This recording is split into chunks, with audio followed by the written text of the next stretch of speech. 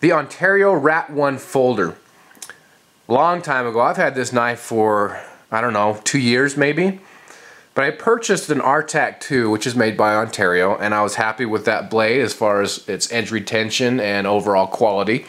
So I thought, you know what, I'll get this one. I've heard a lot about it. It's a pretty affordable blade. And I first got it, and honestly, I didn't quite gel with it right at first. But as I started to use it more and more, it became very apparent to me that this knife would pretty much handle anything I threw at it, and I've really used this blade. So let's jump into it. The steel on it is the AUS 8. A lot of people don't really dig the AUS 8, but I do. I like it, and remember the price too. AUS 8 will take a wicked edge, and I think it holds it reasonably well. So I have no problems with that. This blade, nice belly here. It's kind of, you see the drop point style while I'm talking about that. Look at the spine. You know, it's relatively thick, but look how thick it stays up to the tip. That tip is going to be a very strong tip.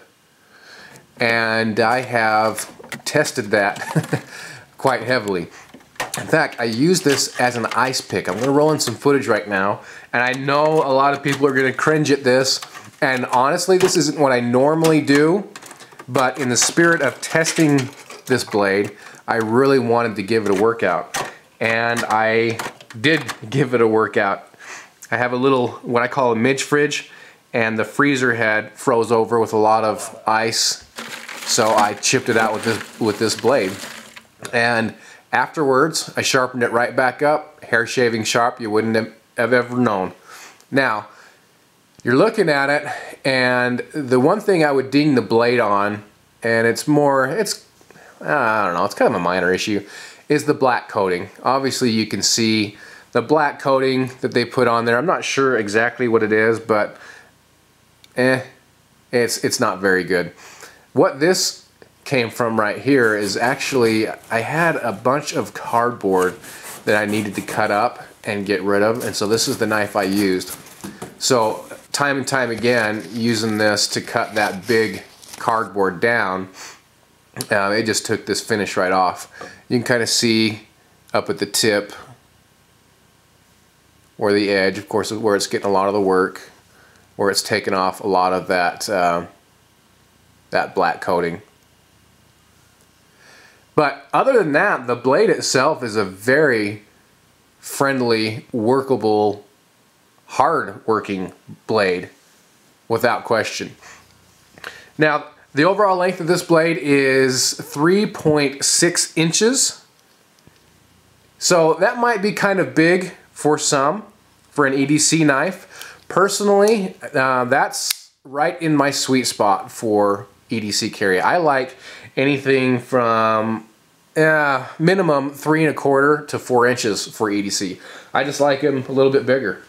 So for me, the size of the blade is perfect. Lockup on this blade has been very good.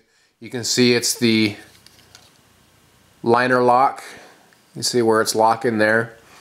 And I've had no issues with this at all. It's comfortable to release the blade, and you can see it pop out there, pops out nice. The thumb studs, I kind of forgot about those. They're very comfortable, just kind of your standard layered going up there thumb studs. Have no problems with those. Easy to get in here and get to it. Fully ambidextrous as far as the thumb studs go. Actually, the whole knife is. We'll get to the clip in a minute. But lockup has been really good and really solid. In fact, right now, I can't get any movement left, right, forward, or backwards. And again, this knife has really gone through a lot. Now, what I forgot, this coloration right here, you can see where it's coming off. I painted this. This has been kind of a fun knife for me just to play around with and paint and just downright abuse. And a lot of that is because of the price. You're going to find this for about 30 bucks. And I'll tell you, this is a good knife, an excellent knife for the price, because it's going to take a beating, it's going to hold up, and for that price, it's just killer. Let's see. The handles on here, I'll roll in some some pictures of this knife so you can see what it looked like originally. Black and black is what it was. The handles actually aren't a G10, they're more of a nylon. And for all intents and purposes, with my G10 knives, I don't notice a big difference between grippiness or function or anything. So very, very similar material. You've got your nice pillar construction there, flow through, easy to clean if and when necessary. The pocket clip, it's a relatively large pocket clip, but it works fine. You have the tip up, tip down carry, and you have it on both sides. Lanyard hole there. Weight on this knife is 5 ounces, so some of you might find that a bit heavy, and yeah, it kind of is. But again, for me, EDC, it's not that big of an issue. It carries well. I think part of it is this this nice big clip holds it in well, and you know, again, I don't have much of a problem with it. It does stick out a little bit. You'll get a little deeper carry if you go with the tip down carry, which I prefer tip up. That's just me. Anyway, guys, this is a great blade. 30 bucks.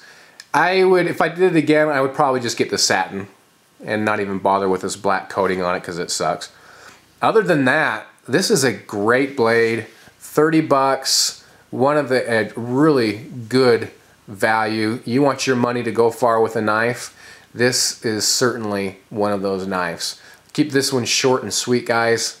Thanks much.